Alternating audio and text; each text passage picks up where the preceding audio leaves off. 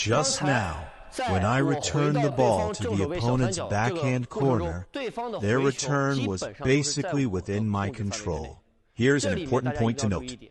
Likewise, even if we use our serve to break the opponent's control to some extent, we still shouldn't blindly loop on the next ball, especially when both players are evenly matched, and it comes down to a crucial point, like 9-9 or 10-10. Under pressure, we tend to just get the ball over the table safely first, rather than trying to add power and kill the point outright.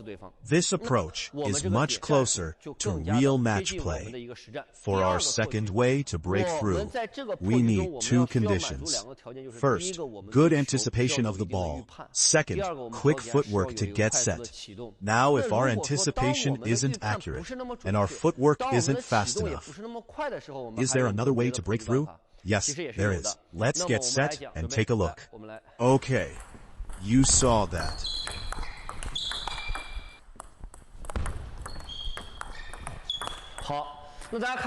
In this second breakthrough technique, I used a flick, not an early long push. I chose to play it a bit later, to make the difference clearer for you. Often, like when we can't handle the first bounce in time, by the time we go to play it, the ball has already passed its peak and is dropping. At that point, getting back to the opponent's backhand corner is quite difficult. In that case, we can choose to push long or flick to the opponent's backhand line. For this technique, the key is keeping the line long. It doesn't need much spin, just length. Or, if we can't guarantee a long line, we try to send the ball as wide as possible. This requires our contact point, the part of the racket that hits the ball, to strike as much on the left side of the ball as possible, like the effect I just showed. The flick, brushing from the left side of the ball, while the first breakthrough was from the right side. Two different points. So, what's the biggest advantage of this? It increases our margin for error in matches. If we miss the early timing, we can still fix it with this later timing method. A way to make up for it, as you just saw. When our line is long enough, the opponent's return quality won't be very high. Why? Because in matches, you probably notice, after we serve, we tend to stand still after the opponent pushes the ball back, and he moves from an over-the-table position back to the baseline. Try this yourselves. Generally speaking, in matches, Hangren's front and back movement is quite strong. His front and back movement is quite strong.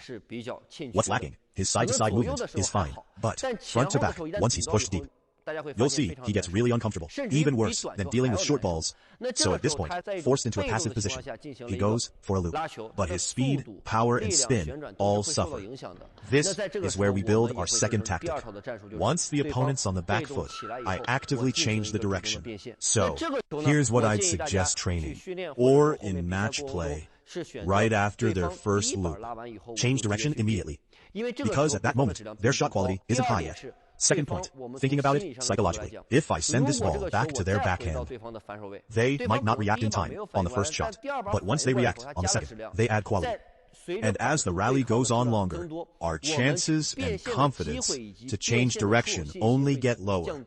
So, when running this tactic, get ready to change direction right on the very first ball.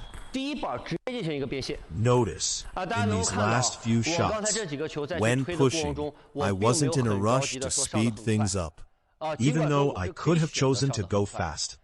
This ties back to what I said earlier. It lets me greatly increase my margin for error in matches.